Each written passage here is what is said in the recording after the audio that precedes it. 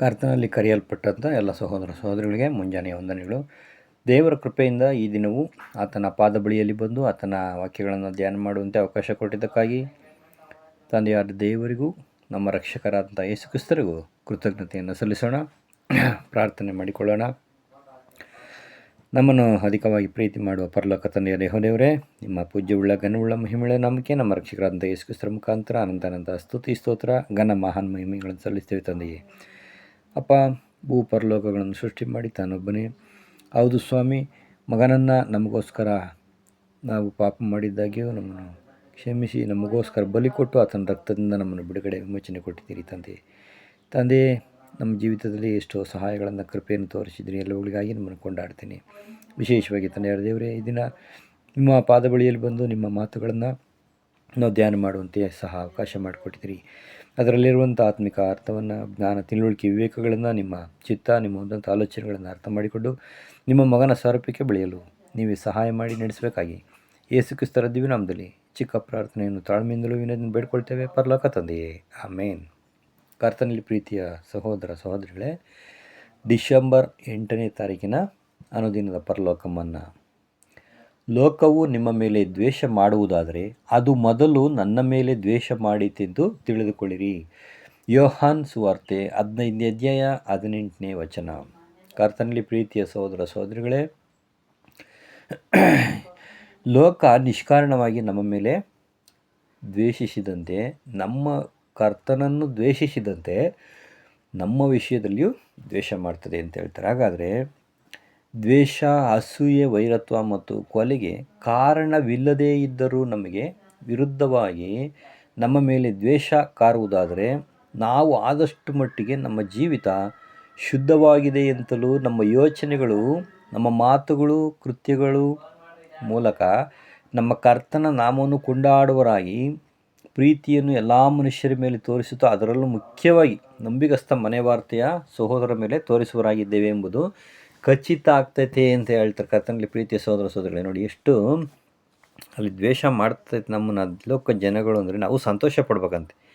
ಉದಾಹರಣೆ ಯಾಕೆ ಈ ರೀತಿ ಹೇಳ್ತಾರೆ ಅಂದರೆ, ನಾವು ಸರಿಯಾದ ಮಾರ್ಗದಲ್ಲಿ ಸರಿಯಾದ ರೀತಿಯಲ್ಲಿ ನಾವು ನಡೆದರೆ ಮಾತ್ರನೇ ಲೋಕ ನಮ್ಮನ್ನು ದ್ವೇಷ ಮಾಡೋದು. ಯಾಕೆ ಅಂದರೆ ಲೋಕದ ಕಾರ್ಯಗಳನ್ನು ನಾವು ಮಾಡದೇ ಇರುವುದರಿಂದ ಲೋಕ ನಮ್ಮ ಮೇಲೆ ದ್ವೇಷ ಮಾಡುತ್ತೆ. ನಾವು ಪರಲೋಕದ ಸಂಬಂಧಪಟ್ಟ ಕಾರ್ಯಗಳನ್ನು ಮಾಡುವುದರಿಂದ ಅವರಿಗೆ ಅದು ಇಷ್ಟ ಆಗೋದಿಲ್ಲ. ಅದಕ್ಕೋಸ್ಕರ ಲೋಕದ ಜನ ಏನು ಮಾಡೋರು, ನಮ್ಮನ್ನು ಇಷ್ಟಪಡಲ್ಲ. ಇವರು ನಮ್ಮ ಜೊತೆ ಬೆರೆಯಲ್ಲ, ನಮ್ಮ ಜೊತೆ ಏನು ಮಾಡೋದಿಲ್ವಲ್ಲ ಅಂತ ಅವ್ರಿಗೆ ಸಿಟ್ಟು ಬರ್ತೈತೆ ಅಂತ ನಾವು ನೋಡ್ತೀವಿ. ಹಾಗಾದರೆ ನಾವು ಸಂತೋಷ ಪಡಬೇಕು. ಈ ರೀತಿಯಾಗಿ ದ್ವೇಷ ಮಾಡೋದಾದರೆ ನಾವು ಸರಿಯಾಗಿದ್ದೀವಿ ಅಂತ. ಹಾಗಾದರೆ ಉಲ್ಟಾ ಅದನ್ನು ನಾವು ನೋಡಬೇಕು. ದ್ವೇಷ ಮಾಡ್ತಾ ಇಲ್ಲ, ಪ್ರೀತಿ ಮಾಡ್ತತೆ ಅಂದರೆ ನಾವು ಸರಿ ಇಲ್ಲ ಅಂತ ನಮ್ಮನ್ನು ನಾವೇನು ಮಾಡಬೇಕು, ಎಚ್ಚೆತ್ತುಕೊಳ್ಬೇಕಾಗುತ್ತೆ. ಕರ್ತನಲ್ಲಿ ಪ್ರೀತಿಯ ಸಹೋದರ ಸಹೋದರಿಗಳೇ, ಯಾರೂ ನಮ್ಮನ್ನು ದ್ವೇಷನೇ ಮಾಡಲಿಲ್ಲ ಅಂದರೆ ನಾವು ಲೋಕದ ರೀತಿಯಲ್ಲಿ, ಲೋಕದ ಜೊತೆಯಲ್ಲಿ ಕಾಂಪ್ರಮೈಸ್ ಮಾಡ್ಕೊಂಡು ಸೈತಾನ್ನ ಕಾರ್ಯಗಳಲ್ಲಿ ನಾವು ಆರಾಮಾಗಿ ಹೋಗ್ತಾ ಇದ್ದೀವಿ ಅಂತ ಆಗ್ಬಿಡ್ತದೆ. ಆದ್ದರಿಂದ ನಾವು ಈ ವಿಷಯದಲ್ಲಿ ಎಚ್ಚರವನ್ನು ತಂದುಕೊಳ್ಬೇಕು ಅಂತ ನಾವು ನೋಡ್ತೀವಿ. ನೂತನ ಆಕಾಶಮಂಡಲ, ನೂತನ ಭೂಮಂಡಲ ಉದಯವಾಗುವಾಗ ಈಗ ಸೈತಾನದಿಂದ ಮಂಕು ಮಾಡಲ್ಪಟ್ಟು ಕುರುಡಾಗಿದ್ದು ನಮ್ಮನ್ನು ದ್ವೇಷ ಮಾಡಿದವರು ದೇವರಿಂದ ಅಭಿಷೇಕಿಸಲ್ಪಟ್ಟವರ ಮುಂದೆ ಮೊಣಕಾಲೂರಿ ಅಡ್ಡ ಬೀಳ್ತಾರೆ. ಆಗ ನಾವು ಅವರನ್ನು ಮೇಲಕ್ಕೆತ್ತಿ ಆಶೀರ್ವದಿಸಿ ಅವರನ್ನು ಪ್ರೋತ್ಸಾಹಪಡಿಸಿ ಅವರು ಕಳೆದುಕೊಂಡಿರುವ ದೇವ ಸ್ವರೂಪ ಹಾಗೂ ಹೋಲಿಕೆಯನ್ನು ಪಡೆಯಲು ಅವರಿಗೆ ಸಹಾಯ ಮಾಡ್ತೀವಿ ಅಂತ ನೋಡ್ತೀವಿ. ಕರ್ತನಲ್ಲಿ ಪ್ರೀತಿಯ ಸಹೋದರ ಸಹೋದರಿಗಳೇ, ಇಲ್ಲಿ ಲೋಕ ಎಂಬ ಪದವನ್ನು ದೈವೋಕ್ತಿಗಳಲ್ಲಿ ಸತ್ಯವೇದದಲ್ಲಿ ಬೇರೆ ಬೇರೆ ಅರ್ಥದಲ್ಲಿ ಉಪಯೋಗಿಸಲ್ಪಡ್ತೀವಿ. ಅದ್ಯಾವುದೆಂದರೆ, ಲೋಕ ಅಂದರೆ ಏನಪ್ಪ ಅಂದರೆ ಜಗತ್ತು, ಭೂಮಿ, ಈ ಕಾಲದ ಹಂಚಿಕೆಗಳು, ಸಮಯಗಳು, ಅದರ ಆಡಳಿತ ಕ್ರಮಕ್ಕೆ ಹೊಂದಿಕೊಂಡು ಜೀವಿಸುವಂಥ ಮಾನವರು ಮತ್ತು ಇಡೀ ಮಾನವ ಜನಾಂಗ ಅಂತ ಬಂದ್ಬಿಡ್ತು. ಹೀಗಿರುವಲ್ಲಿ ಇಡೀ ಮಾನವ ಜನಾಂಗ ನಮ್ಮ ಕರ್ತನನ್ನು ದ್ವೇಷಿಸಲಿಲ್ಲ. ಆದರೆ ಕರ್ತನ ಸಂಪರ್ಕವನ್ನು ಪಡೆದ ಕೆಲವು ಅನ್ಯ ಜನರು ಆತನನ್ನು ಮರ್ಯಾದೆಯಿಂದ ಕಂಡರು. ಆದರೆ ತನ್ನ ಸ್ವಂತ ಜನ ಏನು ಮಾಡಿದ್ರು, ಅವ್ರನ್ನ ದ್ವೇಷ ಮಾಡಿದ್ರು ಅಂತ ನೋಡ್ತೀವಿ. ಯಹೂದ್ಯ ಮತದ ಧಾರ್ಮಿಕ ನಾಯಕರು, ಅದರಲ್ಲಿ ವಿಶೇಷವಾಗಿ ಅವರಿಂದ ಪ್ರಭಾವಿತರಾದಂಥವರು ಕರ್ತನನ್ನು ಏನು ಮಾಡಿದ್ರು, ಹಾಗೆ ಮಾಡಿದ್ರು. ಕಾರಣ ಏನಂದರೆ, ಕರ್ತನ ಬೋಧನೆಗಳು ಅವರು ಮಾಡುತ್ತಿದ್ದಂಥ ತಪ್ಪುಗಳನ್ನು ಅದು ಖಂಡಿಸುವಂಥದ್ದಾಗಿತ್ತು. ನಮ್ಮ ಯೇಸು ಕ್ರಿಸ್ತರು ಅವ್ರು ಮಾಡ್ತಿದ್ದರಂತಲ್ಲ ಬೋಧನೆಗಳು, ಅದು ಆ ಒಂದು ಧಾರ್ಮಿಕ ನಾಯಕರು ಮಾಡ್ತಿರೋಂಥ ತಪ್ಪುಗಳನ್ನು ಖಂಡಿಸೋ ಥರ ಇದ್ದಿದ್ರಿಂದ ಅವ್ರಿಗೇನಾಗಲಿಲ್ಲ, ಇಷ್ಟ ಆಗಲಿಲ್ಲ ಅದು. ಆತನ ನಡವಳಿಕೆ ಹಾಗೂ ಮಾದರಿ ಅವರ ಕಪಟತನವನ್ನು ಬೆಳಕಿಗೆ ತಂದುಬಿಡ್ತದೆ. ಆದ್ದರಿಂದ ಅವರ ಪ್ರತಿಷ್ಠೆಗೆ ಧಕ್ಕೆ ಆಗ್ಬಿಡ್ತಲ್ಲ, ಅದಕ್ಕೋಸ್ಕರ ದ್ವೇಷ ಮಾಡಿದ್ರು. ನೋಡಿ, ಅರ್ಥ ಮಾಡ್ಕೊಬೇಕು ಚೆನ್ನಾಗಿ, ಯಾಕೆ ದ್ವೇಷ ಮಾಡ್ತಾರೆ ನಮ್ಮನ್ನು ಅಂದರೆ ಇದು ಉದಾಹರಣೆ. ಅಲ್ಲದೆ ಆತನ ಸುಧಾರಣೆಯು ಅವರ ಆಶೆಯನ್ನು ಭಂಗಪಡಿಸ್ಬಿಡ್ತು ಅಂತಾರೆ. ಯೇಸು ಕ್ರಿಸ್ತರು ಏನು ಸರಿಪಡಿಸೋದಕ್ಕೆ ಬಂದರೂ ಸಮಾಜವನ್ನು, ತಪ್ಪುಗಳನ್ನು ಎಲ್ಲ ಸರಿ ಮಾಡೋದಕ್ಕೆ ಬಂದಾಗ ಅವರು ಆಸೆಪಟ್ಟು ಲೋಕದಲ್ಲಿ ಒಂದು ವ್ಯಾಪಾರ ಮಾಡ್ಕೊತಿದ್ರು, ಒಂದು ಹಣವನ್ನು ಸಂಪಾದನೆ ಮಾಡ್ಕೊಳ್ಳೋಂಥ ಕೆಲವು ಮಾರ್ಗವನ್ನು, ತಪ್ಪಾದ ಮಾರ್ಗವನ್ನು ಹಿಡಿದಿದ್ರು. ಅವರ ಆಸೆ ಪಾಶೆಗಳಿಗೆ ಏನಾಯಿತು, ಭಂಗ ಬಂದ್ಬಿಡ್ತಲ್ಲ, ಅದಕ್ಕೋಸ್ಕರ ಅವ್ರಿಗೆ ಅವ್ರ ಕರ್ತನನ್ನು ದ್ವೇಷ ಮಾಡೋಕ್ಕೆ ಶುರು ಮಾಡಿದ್ರು. ಅದೇ ರೀತಿ ನಮಗೂ ಆಗುತ್ತೆ. ಮತ್ತು ಆತನ ಧರ್ಮ ಮತ್ತು ಪಂಥಗಳನ್ನು ತಲೆ ಕೆಳಗೆ ಮಾಡಿಬಿಡ್ತು ಅಂತಾರೆ ನೋಡಿ ಕರ್ತನಲ್ಲಿ ಪ್ರೀತಿಯ ಸಹೋದರ ಸಹೋದರಿ. ಹೌದು, ಆತನ ಸುಧಾರಣೆ, ಯೇಸು ಕ್ರಿಸ್ತರು ಮಾಡಿದಂಥ ಸುಧಾರಣೆ ಏನಾಗ್ಬಿಡ್ತು ಅಂದರೆ ಆ ಧಾರ್ಮಿಕ ನಾಯಕರ ಆಶೆಯನ್ನು ಭಂಗಪಡಿಸಿದ್ದು ಮಾತ್ರವಲ್ಲದೆ ಅವರ ಧರ್ಮ ಮತ ಪಂಥಗಳನ್ನು ತಲೆ ಕೆಳಗೆ ಮಾಡಿಬಿಡ್ತಂತೆ. ಆತನ ಪ್ರಭಾವ ಎಷ್ಟರ ಮಟ್ಟಿಗಿತ್ತು ಅಂದರೆ ಅವರ ಅಧಿಕಾರವನ್ನು ಧೂಳಿಪಟ ಮಾಡಿಬಿಡ್ತು. ಯಾಕೆ ಅಂತಂದರೆ ಕತ್ತಲೆಯು ಬೆಳಕನ್ನು ದ್ವೇಷ ಮಾಡ್ತದಲ್ವ ವಾಕ್ಯದ ಪ್ರಕಾರ. ಅದೇ ರೀತಿ ಅವ್ರ ಲೋಕದಲ್ಲಿದ್ದಂಥವ್ರು ಕತ್ತಲೆಯಲ್ಲಿದ್ದರು, ಧಾರ್ಮಿಕ ಪಂಥ ನಾಯಕರು. ಯೇಸು ಕ್ರಿಸ್ತರು ಬೆಳಕಾಗಿದ್ದರಿಂದ ಆ ಬೆಳಕಿಗೆ ಬರೋಕ್ಕೆ ಅವ್ರಿಗೆ ಇಷ್ಟ ಇಲ್ಲ. ನಮ್ಮ ತಪ್ಪುಗಳು ಬಯಲಿಗೆ ಬಂದ್ಬಿಡ್ತವೆ ಅಂದ್ಬಿಟ್ಟು ಸಿಟ್ಟಿಗೆ ಕರ್ತನನ್ನು, ಆ ಬೆಳಕನ್ನು ದ್ವೇಷ ಮಾಡಿದ್ರು. ಅವರಂತೆ ಸುವಾರ್ತೆ ಯುಗದ ನಂಬಿಗಸ್ತ ದೇವಜನರನ್ನು ಅದೇ ರೀತಿ ನಾಮಾಂಕಿತ ದೇವಜನರು ಅದೇ ಕಾರಣಕ್ಕೆ ಕ್ರಿಸ್ತನನ್ನು ದ್ವೇಷಿಸಿದಂತೆ ಇವರನ್ನು ದ್ವೇಷ ಮಾಡ್ತಾರೆ. ನೋಡಿ, ಈ ದ್ವೇಷ ಅಂತ್ಯದವರೆಗೂ ಇರ್ತದೆ ಅಂದ್ಬಿಟ್ರು. ಕರ್ತನಲ್ಲಿ ಪ್ರೀತಿಯ ಸಹೋದರ ಸಹೋದರಿಗಳೇ, ಏನಪ್ಪ ಬರ್ತಾಯಿದ್ದಾರೆ ಅಂದರೆ ನಮ್ಮನ್ನು ಯಾಕೆ ದ್ವೇಷ ಮಾಡ್ತಾರೆ ಅಂದರೆ ನಾವು ಸತ್ಯವನ್ನು ಕರೆಕ್ಟಾಗಿ ಅನುಸರಿಸುತ್ತಿರುವಾಗ, ಬೆಳಕಿನಲ್ಲಿರುವಾಗ, ನಾಮಾಂಕಿತ ಕ್ರೈಸ್ತರು ಅವರು ಮಾಡುವಂಥ ತಪ್ಪುಗಳನ್ನು ನಾವು ಖಂಡಿಸುವಾಗ ಅದನ್ನು ಸರಿಪಡಿಸಿಕೊಳ್ಳ್ರಿ, ಇದು ತಪ್ಪು ವಾಕ್ಯಗಳು, ನೀವು ದೇವ್ರ ವಾಕ್ಯಕ್ಕೆ ವಿರೋಧವಾಗಿ ನಡೀತಾ ಇದ್ದೀರಾ, ಇದು ಸತ್ಯ ಅಲ್ಲ, ಇದು ಸತ್ಯ ಅಂತ ನಾವು ಹೇಳಕ್ಕೆ ಹೋದಾಗ ಆ ನಾಮಾಂಕಿತ ಕ್ರೈಸ್ತರು ನಮ್ಮ ಮೇಲೆ ಏನು ಮಾಡ್ತಾರೆ ಅಂದರೆ ದ್ವೇಷ ಮಾಡೋದಕ್ಕೆ ಶುರು ಮಾಡ್ತಾರೆ. ಹಂಗಾರೆ ಸುವಾರ್ತೆ ಯುಗದರಲ್ಲಿ ನಂಬಿಗಸ್ತ ದೇವಜನರನ್ನು ಏನು ಮಾಡ್ತಾರಂತೆ ಇದೇ ರೀತಿ ದ್ವೇಷ ಮಾಡ್ತಾರೆ. ಇದು ಎಲ್ಲಿ ತನಕ ಇರ್ತದೆ ಅಂತ ಅವ್ರು ಹೇಳ್ತಾರೆ ಅಂದರೆ ಅಂತ್ಯದವರೆಗೂ ಇದು ಮುಂದುವರಿತದೆ ಅಂತ ಹೇಳ್ತಾರೆ ಕರ್ತನಲ್ಲಿ ಪ್ರೀತಿಯ ಸಹೋದರ ಸಹೋದರಿಗಳೇ. ಮಾರ್ಕ್ 13:13 ಹೇಳ್ತಾರೆ, ನನ್ನ ಹೆಸರಿನ ನಿಮಿತ್ತ ಎಲ್ಲ ಜನಗಳು ನಿಮ್ಮನ್ನು ಏನು ಮಾಡ್ತಾರೆ, ಹಾಗೆ ಮಾಡ್ತಾರೆ. ಹಂಗಂದರೆ ಎಲ್ಲ ಜನಗಳಂದರೆ ಎಲ್ಲರೂ ಟೋಟಲ್ ಅಂತ ಬರೋದಿಲ್ಲ. ಅಲ್ಲಿ ಯಾರು ತಪ್ಪು ಪಾಪಗಳನ್ನು ನಾವು ಖಂಡಿಸ್ತೀವೋ ಅವರು ನಮಗೇನು ಮಾಡ್ತಾರೆ, ಹಾಗೆ ಮಾಡೋದಕ್ಕೆ ಶುರು ಮಾಡ್ತಾರೆ. ಆದರೆ ಕಡೆಯವರೆಗೂ ಇವನ್ನೆಲ್ಲ ಯಾರು ತಾಳ್ಕೊಳ್ತಾನೋ ಅವನು ಮಾತ್ರ ಏನಾಗ್ತಾರಂತೆ ರಕ್ಷಣೆ ಹೊಂದುತ್ತಾರೆ ಅಂತ ಹೇಳ್ತಾರೆ. ಕರ್ತನಲ್ಲಿ ಪ್ರೀತಿಯ ಸಹೋದರ ಸಹೋದರಿಗಳಿಗೆ ಎಷ್ಟು ಒಂದು ಅದ್ಭುತವಾದಂಥ ಮಾತು ಅಂತ ನಾವು ನೋಡ್ಬೋದು. ಆದ್ದರಿಂದ ಇಲ್ಲಿ ನಾವು ಇನ್ನೂ ಒಂದು ವಾಕ್ಯವನ್ನು ನಾವೇನು ಮಾಡೋಣ, ಓದ್ಕೊಳ್ಳೋಣ. ಮತ್ತಾಯನು ಬರೆದಂಥ ಸುವಾರ್ತೆ 10ನೇ ಅಧ್ಯಾಯ 34ನೇ ವಚನವನ್ನು ನಾವೇನು ಮಾಡೋಣ, ಓದ್ಕೊಳ್ಳೋಣ. ಮತ್ತಾಯನು ಬರೆದಂಥ ಸುವಾರ್ತೆ 10ನೇ ಅಧ್ಯಾಯ 34ನೇ ವಾಕ್ಯ. ಇಲ್ಲಿ ಏನು ಹೇಳೋಕೆ ಬರ್ತಾರೆ ಅಂದರೆ ಯೇಸು ಕ್ರಿಸ್ತರು, ನಾನು ಭೂಲೋಕದ ಮೇಲೆ ಸಮಾಧಾನ ಹುಟ್ಟಿಸುವುದಕ್ಕೆ ಬಂದಿಲ್ಲ ಅಂತ ಹೇಳ್ತಾರೆ. ನೋಡಿ, ಹಂಗಾರೆ ಸಮಾಧಾನವನ್ನು ಹುಟ್ಟಿಸೋದಕ್ಕೆ ಬಂದಿಲ್ಲ. ಯಾಕಪ್ಪ ಅಂದರೆ ಖಡ್ಗ ಹಾಕೋಕ್ಕೆ ನಾನು ಬಂದಿರೋದು ಅಂದ್ಬಿಟ್ರು. ಹೇಗೆ ಅಂತ ಅಂದರೆ ಈಗ ದೇವ್ರ ವಾಕ್ಯದ ವಿಷಯದಲ್ಲಿ ದೇವ್ರ ವಾಕ್ಯ ಏನು ಹೇಳ್ತದಪ್ಪ ಅಂದರೆ ಇದು ಸರಿ, ಇದು ತಪ್ಪು ಅಂತ ವಾಕ್ಯವನ್ನು ಹಾಕ್ತಾರೆ. ಆ ಖಡ್ಗ ಹಾಕಿದಾಗ ಒಂದೇ ಮನೆಯಲ್ಲಿ ಒಬ್ಬರು ನಂಬೋರು ಇರ್ತಾರೆ, ಒಬ್ಬರು ನಂಬದಲೇ ಇರೋಂಥವ್ರು. ಅದರಿಂದ ಅವ್ರ ಮಧ್ಯೆ ಏನಾಯಿತು, ಭೇದ ಉಂಟಾಯಿತು. ಅದಕ್ಕೆ ಹೇಳ್ತಾರೆ ಅವರು ಇಲ್ಲಿ, ಹೇಗೆಂದರೆ ಮಗನಿಗೂ ತಂದೆಗೂ, ಮಗಳಿಗೂ ತಾಯಿಗೂ, ಸೊಸೆಗೂ ಅತ್ತೆಗೂ ಭೇದ ಹುಟ್ಟಿಸುವುದಕ್ಕೆ ನಾನು ಬಂದಿದ್ದೀನಿ. ಅಂದರೆ ಒಂದೇ ಮನೆಯವರು ಅವ್ರಿಗೆ ಏನಾಗ್ತದೆ, ವೈರಿಗಳಾಗ್ಬಿಡ್ತಾರೆ. ನೋಡಿ, ಈಗ ಒಂದೇ ಮನೆಯಲ್ಲಿ ಸತ್ಯವನ್ನು ಅನುಸರಿಸುವಂಥವ್ರಿಗೆ ಆ ಮನೆಯವರೆಲ್ಲರೂ ಏನಾಗ್ಬಿಟ್ರೀಗ ವೈರಿ ಆಗ್ಬಿಟ್ರು ಅವರು.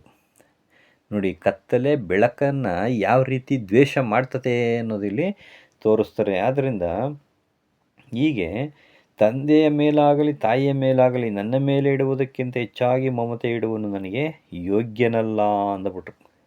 ಹಾಗಾದರೆ ನಾವು ಒಂದು ವೇಳೆ ಇವರು ತಂದೆ ಮೇಲೆ ತಾಯಿ, ಇವ್ರು ನನ್ನ ತಾಯಿ, ಇವರು ನನ್ನ ಕುಟುಂಬ ಅಂತ ಒಂದು ವೇಳೆ ಸತ್ಯಕ್ಕೆ ಬೆಲೆ ಕೊಡದೆ ಅವ್ರಿಗೇನಾದರೂ ಕೊಟ್ಟುಬಿಟ್ರೆ ನಾವು ದೇವರಿಗೆ ಯೋಗ್ಯರಾಗಲ್ಲ ಅಂತ ನಾವು ನೋಡ್ತೀವಿ. ಆದ್ದರಿಂದ ನಾವು ಅವ್ರ ಮೇಲೆ ದ್ವೇಷ ಮಾಡೋಂತಲ್ಲ ಅರ್ಥ, ಹೆಚ್ಚಾಗಿ ದೇವರ ವಾಕ್ಯವನ್ನು, ಸತ್ಯವನ್ನು ನಾವು ಹೇಳಬೇಕು. ಅದು ನಮ್ಮ ಕರ್ತವ್ಯ. ಆ ರೀತಿ ಮಾಡೋದಾದರೆ ಅವ್ರೇನು ಮಾಡ್ತಾರೆ, ತನ್ನ ಪ್ರಾಣವನ್ನು ಕಂಡುಕೊಳ್ಳುವನು, ಉಳಿಸ್ಕೊಳ್ತಾನವನು ಅಂತಾರೆ. ಇಲ್ದಲೇ ಹೋದ್ರೆ ನಾವು ಅವರಿಗೆ ಗಮನ ಕೊಟ್ಟು ಅವ್ರಿಗೆ ತಪ್ಪು ಏನು ಮಾಡ್ತಾರೆ ಇವರು, ಅಯ್ಯೋ ಇವರೆಲ್ಲಿ ಬೇಜಾರು ಮಾಡ್ಕೊತಾರೋ, ಇವರೆಲ್ಲಿ ನನ್ನಿಂದ ದೂರ ಆಗ್ಬಿಡ್ತಾರೋ ಅಂತ ಒಂದು ಅವ್ರಿಗೆ ನಾವು ಗೌರವ ಕೊಡೋದಾದರೆ ಏನಾಗ್ಬಿಡ್ತದೆ ಅಂದರೆ ನಾವು ನನ್ನ ಪ್ರಾಣವನ್ನು ಉಳಿಸ್ಕೊಳಕ್ಕಾಗಲ್ಲ, ಕಳ್ಕೊಂಬಿಡ್ತೀವಿ ಅಂತ ಹೇಳ್ತಾರೆ. ಅದರಿಂದ ಕರ್ತನಲ್ಲಿ ಪ್ರೀತಿಯ ಸಹೋದರ ಸಹೋದರಿಗಳೇ, ನೆಕ್ಸ್ಟು ಲೂಕ 19ನೇ ಅಧ್ಯಾಯ 11ರಿಂದ ನಾವು ನೋಡಬೇಕಾದ್ರೆ ಇಲ್ಲಿ ಕೆಲವು ವಾಕ್ಯಗಳನ್ನು ಹೇಳ್ತೇವೆ. ಏನಂದರೆ, ಅವರು ಈ ಮಾತುಗಳನ್ನು ಹೇಳ್ತಾರಾಗಿ ಯೇಸು ಯೆರೂಸಲೇಮಿಗೆ ಸಮೀಪವಾಗಿದ್ದರಿಂದ ದೇವರ ರಾಜ್ಯ ಪ್ರತ್ಯಕ್ಷವಾಗಿದೆ ಅಂತ ಕೆಲವರು ಭಾವಿಸಿದ್ರಿಂದ ಒಂದು ಸಾಮ್ಯ ಹೇಳ್ತಾರೆ. ಶ್ರೀಮಂತನಾದ ಒಬ್ಬ ಮನುಷ್ಯನು ತಾನು ರಾಜ್ಯಾಧಿಕಾರವನ್ನು ಪಡೆದು ಹಿಂತಿರುಗಿ ಬರಬೇಕೆಂದು ದೂರದೇಶಕ್ಕೆ ಹೋಗುವಾಗ ತನ್ನ ಆಳುಗಳಲ್ಲಿ 10 ಮಂದಿ ಕರೆದು ಅವರಿಗೆ ಒಂದು 10 ಮೊಹರನ್ನು ಕೊಟ್ಟು, ನಾನು ಬರೋ ತನಕ ವ್ಯಾಪಾರ ಮಾಡಿಕೊಂಡಿರ್ರಿ ಅಂತ ಹೇಳ್ತಾರೆ. ಆದರೆ ಆ ಪಟ್ಟಣದ ನಿವಾಸಿಗಳು ಅವನನ್ನು ದ್ವೇಷ ಮಾಡಿ ಅವನಿಂದ ರಾಯಭಾರಿಯನ್ನು ಕಳಿಸಿ, ಇವ್ರು ನಮ್ಮ ಮೇಲೆ ದೊರೆತನ ಮಾಡೋದು ನಮಗೆ ಇಷ್ಟ ಇಲ್ಲ ಅಂದ್ಬಿಡ್ತಾರೆ. ನೋಡಿ ಯಾಕೆ ಈ ರೀತಿಯಾಗಿ ದ್ವೇಷ ಮಾಡಿದ್ರು ಅಂತಂದರೆ, ಈ ಸಾಮ್ಯದಲ್ಲಿ ಈ ಒಂದು ಅಧಿಕಾರಿ ಯಾರಪ್ಪ ಅಂದರೆ ಯೇಸು ಕ್ರಿಸ್ತನೇ. ಫಸ್ಟ್ ಕಮ್ಮಿಂಗಲ್ಲಿ ಬಂದರು, ರಾಜ್ಯಾಧಿಕಾರ ಪಡ್ಕೊಂಡು ಬರೋಕ್ಕೆ ಹೋದ್ರು. ಅಂದರೆ ಸೆಕೆಂಡ್ ಕಮ್ಮಿಂಗ್ ಬಂದು ಎಲ್ಲ ಅಧಿಕಾರ ಪಡ್ಕೊಳ್ಳೋದಕ್ಕೋಸ್ಕರ ತಂದೆ ಹತ್ರ ಹೋಗಿದ್ದಾರೆ. ಈಗ ಲೋಕದ ಜನ ಇವ್ರು ನಮ್ಮ ಮೇಲೆ ಅಧಿಕಾರ ಮಾಡೋದು ಇಷ್ಟ ಇಲ್ಲ ಅಂದ್ಬಿಟ್ರು. ಯಾಕೆ ಇಷ್ಟ ಇಲ್ಲ ಅಂತಂದರೆ, ಯೇಸು ಕ್ರಿಸ್ತರು ಸತ್ಯವನ್ನು ಕಡಾಖಂಡಿತವಾಗಿ ಹೇಳುವಂಥವ್ರಾಗಿದ್ರು.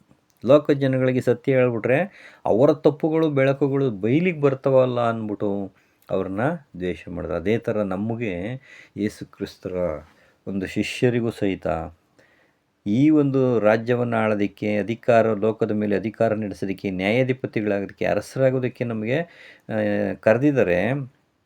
ಅದನ್ನು ಲೋಕ ಬಿಟ್ಟುಬಿಡ್ತದೆ ಅಂದರೆ ಬಿಡಲ್ಲ ಖಂಡಿತವಾಗಿ. ಯಾಕೆ ಅಂದರೆ ಲೋಕದ ಜನಗಳ ತಪ್ಪುಗಳನ್ನು ನಾವು ಎತ್ತಿ ತೋರಿಸುವಾಗ ಅವರು ಇಷ್ಟಪಡಲ್ಲ. ಅದಕ್ಕೆ ನಮಗೇನು ಮಾಡ್ತಾರೆ, ನಮ್ಮ ಮೇಲೆ ದ್ವೇಷ ಮಾಡ್ತಾರೆ ಅವರು ಅಂತ ನಾವು ತಿಳ್ಕೊಳ್ತೀವಿ. ಯೋಹಾನ 17:14ರಿಂದ 19ನೇ ವಾಕ್ಯದ ತನಕ ನಾವೇನು ಮಾಡ್ಬೋದು, ಕೆಲವು ವಾಕ್ಯಗಳನ್ನು ನೋಡ್ಬೋದು. ಇಲ್ಲಿ ಯೋಹಾನ ಸುವಾರ್ತೆ 17ನೇ ಅಧ್ಯಾಯ 14ರಿಂದ 19. ನಾನು ನಿನ್ನ ವಾಕ್ಯವನ್ನು ಇವರಿಗೆ ಕೊಟ್ಟಿದ್ದೇನೆ. ನಾನು ಲೋಕದವನಲ್ಲದೇ ಇರುವ ಪ್ರಕಾರ ಇವರು ಲೋಕದವರಲ್ಲ. ಆದ ಕಾರಣ ಲೋಕವು ಇವರ ಮೇಲೆ ದ್ವೇಷ ಮಾಡಿದೆ. ಇವರನ್ನು ಲೋಕದೊಳಗಿಂದ ತೆಗೆದುಕೊಂಡು ಹೋಗಬೇಕೆಂದು ನಾನು ಕೇಳಲ್ಲ, ಆದರೆ ಕೆಡುಕನಿಂದ ಇವರನ್ನು ತಪ್ಪಿಸಿಕೊಡಬೇಕಾಗಿ ನಾನು ಏನು ಮಾಡ್ತೀನಿ, ಕೇಳ್ಕೊಳ್ತೀನಿ. ಇವರನ್ನ ಸತ್ಯದಲ್ಲಿ ಸೇರಿಸಿ ಪ್ರತಿಷ್ಠೆ ಪಡಿಸು. ನೋಡಿ, ನಮಗೋಸ್ಕರ ಯೇಸು ಕ್ರಿಸ್ತರು ಏನು ಮಾಡ್ತಾರೆ, ದ್ವೇಷ ಮಾಡ್ತಾರೆ. ನಾನು ಲೋಕದವನಲ್ಲದ ಪ್ರಕಾರ ನನ್ನ ಶಿಷ್ಯರು, ನನ್ನ ಮಕ್ಕಳು ಲೋಕದವರಲ್ಲ. ಆದ್ದರಿಂದ ಇವ್ರಿಗೆ ಕೆಡುಕನಿಂದ ನೀನೇನು ಮಾಡು ಸ್ವಾಮಿ, ತಪ್ಪಿಸು, ಇವ್ರನ್ನ ತೆಗೆದುಬಿಡು ಅಂತ ನಾನು ಕೇಳಲ್ಲ ಅಂತ ನಮಗೋಸ್ಕರ ಏನು ಮಾಡ್ತಾರೆ ಯೇಸು ಕ್ರಿಸ್ತರು, ಪ್ರಾರ್ಥನೆಯನ್ನು ಮಾಡ್ತಾರೆ. ಅದರಿಂದ ನಾವು ತುಂಬ ಎಚ್ಚರಿಕೆಯಿಂದ, ತುಂಬ ನಂಬಿಕೆಯಿಂದ, ತುಂಬ ವಿಶ್ವಾಸದಿಂದ, ಸಂತೋಷದಿಂದ ಲೋಕ ದ್ವೇಷ ಮಾಡೋದಾದ್ರೆ ನಾವೇನು ಮಾಡ್ಬೇಕಂತೆ, ಸಂತೋಷ ಪಡ್ರಿ. ಯಾಕೆಂದರೆ ನೀವು ಸರಿಯಾದ ರೀತಿಯಲ್ಲಿ ನಡೀತಾ ಇದ್ದೀರಾ, ಸರಿಯಾಗಿ ನನ್ನ ಮೇಲೆ ನೀವು ನಂಬಿಕೆ ವಿಶ್ವಾಸವನ್ನು ಇಟ್ಟಿದ್ದೀರಾ, ನನ್ನ ಮೇಲೆ ಜಾಸ್ತಿ ಪ್ರೀತಿಯನ್ನು ಇಟ್ಟಿದ್ದೀರಾ. ಅದಕ್ಕೋಸ್ಕರ ಲೋಕ ನಿಮ್ಮ ಮೇಲೆ ಏನು ಮಾಡ್ತೈತೆ, ದ್ವೇಷ ಮಾಡ್ತೈತೆ ಅಂತ ಹೇಳ್ತಾರೆ. ಕರ್ತನಲ್ಲಿ ಪ್ರೀತಿಯ ಸಹೋದರ ಸಹೋದರಿಗಳೇ, ಇನ್ನು ಒಂದೇ ಒಂದು ವಾಕ್ಯವನ್ನು ನಾವು ಧ್ಯಾನ ಮಾಡೋದಾದರೆ 1 ಯೋಹಾನ 3ನೇ ಅಧ್ಯಾಯದಲ್ಲಿ ಏನು ಹೇಳ್ತಾರೆ ಅಂದರೆ, ಇವರು ದೇವರ ಮಕ್ಕಳು ಎಂದು, ಇವರು ಸೈತಾನನ ಮಕ್ಕಳು ಅಂತ ಏನಾಗ್ತದೆ, ವ್ಯತ್ಯಾಸ ಗೊತ್ತಾಗ್ಬಿಡ್ತದೆ. ಹೆಂಗೆ ಅಂದರೆ, ಇವರು ಲೋಕದ ಮೇಲೆ ಮಮತೆ ಇಡಲ್ಲ, ಮತ್ತು ಕಪಟ, ಮೋಸ, ಪಾಪ ಇವುಗಳನ್ನು ಮಾಡಲ್ಲ. ಅದಕ್ಕೆ ಇವರು ದೇವ್ರ ಮಕ್ಕಳು ಅಂತ. ಅದು ಸೈತಾನನ ಮಕ್ಕಳು ಅಂದರೆ ಅವರು ಲೋಕದ ಕಾರ್ಯಗಳು, ಲೋಕದ ವಿಷಯಗಳು ಇವುಗಳ ಮೇಲೆ ಮಮತೆ ಇಡೋದ್ರಿಂದ ಇವರು ಸೈತಾನನ ಮಕ್ಕಳು, ಪಾಪ ಮಾಡ್ತಾರೆ ಅಂತ ಗೊತ್ತಾಗ್ಬಿಡ್ತದೆ ಅಂತಾರೆ. ಅದರಿಂದ ದೇವರಲ್ಲಿ ಯಾರು ನೆಲೆಗೊಂಡಿರ್ತಾನೋ ಅವರು ಪಾಪ ಮಾಡೋದಿಲ್ಲ, ಅಧರ್ಮವನ್ನು ದ್ವೇಷ ಮಾಡ್ತಾರೆ ಅಂತ ನೋಡ್ತಾರೆ. ಆದರೆ ಪಾಪ ಮಾಡ್ತಕ್ಕಂಥ ಪ್ರತಿಯೊಬ್ಬನು ಅಧರ್ಮವನ್ನು ಮಾಡಿದವನಾಗಿರುವ ಕಾರಣ ಅವನು ದೇವರನ್ನು ಕಂಡುಕೊಳ್ಳಲು ಸಾಧ್ಯನೇ ಇಲ್ಲ. ಪ್ರಿಯರಾದ ಮಕ್ಕಳೇ, ನಿಮ್ಮನ್ನು ಸನ್ಮಾರ್ಗದಿಂದ ತಪ್ಪಿಸುವುದಕ್ಕೆ ಯಾರಿಗೂ ಅವಕಾಶ ಕೊಡೋಕೆ ಹೋಗ್ಬೇಡ್ರಿ. ಕ್ರಿಸ್ತನು ಹೆಂಗೆ ನೀತಿವಂತನಾಗಿದ್ದನೋ ಹಾಗೆ ನೀವು ನೀತಿಯನ್ನು ಅನುಸರಿಸುವರು ನೀತಿವಂತರಾಗಿದ್ದಾರೆ. ಆದರೆ ಪಾಪ ಮಾಡುವನು ಸೈತಾನನಿಂದ ಹುಟ್ಟಿದವನಾಗಿದ್ದಾನೆ. ಆದಿಯಿಂದಲೂ ಸೈತಾನನು ಪಾಪ ಮಾಡುವನಾಗಿದ್ದಾನಲ್ಲ. ಸೈತಾನನ ಕೆಲಸಗಳನ್ನು ಲಯ ಮಾಡೋದಕ್ಕೋಸ್ಕರನೇ ದೇವಕುಮಾರನು ಪ್ರತ್ಯಕ್ಷನಾಗಿದ್ದಾನೆ ಅಂತಾರೆ. ಅದರಿಂದ ಕರ್ತನಲ್ಲಿ ಪ್ರೀತಿಯ ಸಹೋದರ ಸಹೋದರಿಗಳೇ, ನಾವು ನಮ್ಮ ಮೇಲೆ ಲೋಕ ದ್ವೇಷ ಮಾಡ್ತದೆ ಅಂದರೆ ನಾವೇನು ಮಾಡಬಾರ್ದು? ತಲೆ ಕೆಡ್ಸ್ಕೊಳಕ್ಕೆ ಹೋಗ್ಬಾರ್ದು, ಕೊರಗಬಾರ್ದು, ಚಿಂತೆ ಮಾಡಬಾರ್ದು, ಹೆದರ್ಕೊಳಕ್ಕೆ ಹೋಗ್ಬಾರ್ದು. ಯಾಕೆಂದರೆ ನಮ್ಮ ಕಡೆ ಯಾರಿದ್ದಾರಂತೆ? ದೇವರಿದ್ದಾರೆ. ಆದ್ದರಿಂದ ನಾವು ನೀತಿಯಲ್ಲಿ ನಡೆಯುವಾಗ ನಮ್ಮ ಕುಟುಂಬ ಆಗ್ಬೋದು, ಬಂಧು ಬಳಗ ಆಗ್ಬೋದು, ಬ್ಯಾಬಿಲೋನ್ ಆಗ್ಬೋದು, ಸೈತಾನ ಎಲ್ಲ ನಮ್ಮನ್ನು ದ್ವೇಷ ಮಾಡಿದ್ರೆ ನಾವು ಸರಿಯಾಗಿ ನಡೀತಾ ಇದ್ದೀವಿ, ಸಂತೋಷ ಪಡಬೇಕು. ಆದ್ದರಿಂದ ಕಡೆಯವರೆಗೂ ನಾವು ತಾಳಿಕೊಂಡ್ರೆ ರಕ್ಷಣೆ ಅಂತ ಹೇಳ್ತಾರೆ. ಅದರಿಂದ ಎಂಥ ಅದ್ಭುತವಾದಂಥ ಮನ್ನವನ್ನು ತಂದೆಯ ದೇವರು ಇದನ್ನು ನಮಗೆ ಕೊಟ್ಟಿದ್ದಾರೆ. ಆದ್ದರಿಂದ ನಾವು ಸಂತೋಷ ಪಡೋಣ. ನಮ್ಮ ಕಾರ್ಯವನ್ನು ನಂಬಿಕೆಯಿಂದ ನಿಷ್ಠೆಯಿಂದ ನಾವು ಮುಂದುವರ್ಸ್ಕೊಂಡು ಹೋಗೋಣ. ಆಗಾಗುವಂತೆ ತಂದೆಯ ದೇವರು ತನ್ನ ಆತ್ಮನ ಮುಖಾಂತರ ನಮ್ಮೆಲ್ಲರನ್ನೂ ಬಲಪಡಿಸಿ ರಕ್ಷಿಸಬೇಕಾಗಿ ಈ ಒಂದು ಪ್ರಾರ್ಥನೆಯನ್ನು ನಾವು ಮಾಡಿಕೊಳ್ಳೋಣ. ಪರಿಶುದ್ಧನೇ, ಸರ್ವಶಕ್ತನೇ, ಎಲ್ಲ ಬೆಳಕಿಗೆ ಮೂಲ ಕಾರಣನಾದಂಥ ದೇವರೇ, ನಿಮ್ಮ ನಾಮಕ್ಕೆ ಮಹಿಮೆ ಉಂಟಾಗಲಿ. ಯೇಸು ಕ್ರಿಸ್ತರ ಮುಖಾಂತರ ವಿಶೇಷವಾಗಿ ತಂದೆಯ ದೇವರೇ, ಈ ದಿನ ಮನ್ನವನ್ನು ತಂದೆ ನಮಗೆ ಕೊಟ್ಟಿದ್ದಕ್ಕಾಗಿ ನಿಮಗೆ ಸ್ತೋತ್ರ. ಅದರಲ್ಲಿರುವಂಥ ಆತ್ಮಿಕ ಜ್ಞಾನ, ತಿಳುವಳಿಕೆ, ವಿವೇಕವನ್ನು ತಿಳಿದುಕೊಂಡು ಯಾಕೆ ಲೋಕ ನಮ್ಮನ್ನು ದ್ವೇಷ ಮಾಡುತ್ತೆ? ಲೋಕದವರು ಅವರಿಗೆ ಸತ್ಯ ಗೊತ್ತಿಲ್ಲ ಮತ್ತು ವಿಶೇಷವಾಗಿ ಅವರು ಲೋಕದಲ್ಲಿ ಕತ್ತಲೆಯಲ್ಲಿದ್ದಾರೆ. ಅದರಿಂದ ಬೆಳಕಿಗೆ ಬರಲಿಕ್ಕೆ ಅವ್ರಿಗೆ ಇಷ್ಟ ಇಲ್ಲ, ಬೆಳಕನ್ನು ಸಹಿಸೋದಿಲ್ಲ. ಅದಕ್ಕೋಸ್ಕರ ನಾವು ಬೆಳಕಿನಲ್ಲಿರುವುದರಿಂದ ಲೋಕ ನಮ್ಮನ್ನು ದ್ವೇಷ ಮಾಡ್ತದೆ. ಆದ್ದರಿಂದ ನಾವು ಲೋಕದವರಲ್ಲದೇ ಇರುವಂಥ ಪ್ರಕಾರ ಯೇಸು ಕ್ರಿಸ್ತರು ಹೆಂಗೆ ಅವರಿಗೆಲ್ಲ ಬಂತು ಅದೇ ರೀತಿ ನಾವು ಲೋಕದವರಲ್ಲ, ಪರಲೋಕಕ್ಕೆ ಸಂಬಂಧಪಟ್ಟಿರೋದ್ರಿಂದ ನಮ್ಮನ್ನು ದ್ವೇಷ ಮಾಡ್ತಾರೆ ಎಂಬುದಾಗಿ ತಿಳಿದುಕೊಂಡು ತಂದೆ, ನಾವು ಇನ್ನೂ ಹೆಚ್ಚಿನ ರೀತಿಯಲ್ಲಿ ನಾವು ಇವೆಲ್ಲವನ್ನು ಅರ್ಥ ಮಾಡಿಕೊಂಡು ದ್ವೇಷ ಮಾಡುವಾಗ ನಾವು ಅದನ್ನು ಯಾವ ರೀತಿ ತೆಗೆದುಕೊಳ್ಳಬೇಕೆಂಬುದಾಗಿ ನಮಗೆ ತಿಳಿಯಪಡಿಸಿದಿರಿ. ನಂಬಿಕೆಯಿಂದ ಸಂತೋಷದಿಂದ ಇದನ್ನು ಕಡೆಯವರೆಗೂ ತಾಳಿಕೊಳ್ಳುವಂತೆ ನಮ್ಮೆಲ್ಲರಿಗೂ ಬಲ ಕೊಟ್ಟು ಪ್ರತಿಯೊಬ್ಬರನ್ನು ಇದನ್ನು ಧ್ಯಾನ ಮಾಡುವಂಥ ಒಂದೊಂದು ಆತ್ಮಗಳನ್ನು ನಂಬಿಕೆಯಲ್ಲಿ ಸ್ಥಿರಪಡಿಸಿ ಬಲಪಡಿಸಿ ರಕ್ಷಿಸಬೇಕಾಗಿ ಈ ಒಂದು ಚಿಕ್ಕ ಪ್ರಾರ್ಥನೆಯಿಂದ ನಿಮ್ಮ ಮಗನೂ ನಮ್ಮ ರಕ್ಷಕನೂ ಆಗಿರುವಂಥ ಯೇಸು ಕ್ರಿಸ್ತರ ನಾಮದಲ್ಲಿ ತಾಳ್ಮೆಯಿಂದಲೂ ವಿನಯದಿಂದ ಬೇಡ್ಕೊಳ್ತೇವೆ ಪರಲೋಕ ತಂದೆಯೇ. ಆಮೇನ್. Thank you.